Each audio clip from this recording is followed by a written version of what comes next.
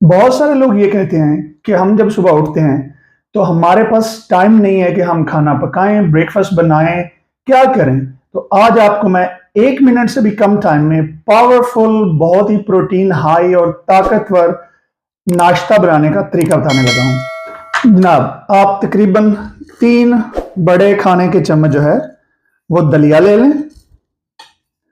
उसके बाद 1 चम्मच छोटा चाय का जो है, 2 चम्मच पम्पकिन सीड, 1 चम्मच आप छोटा अलसी ले लें।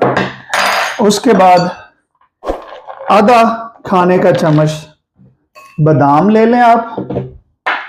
उसके बाद 1 खाने का चम्मच सौंगी और आधा खाने का चम्मच कोकोनट है तकरीबन।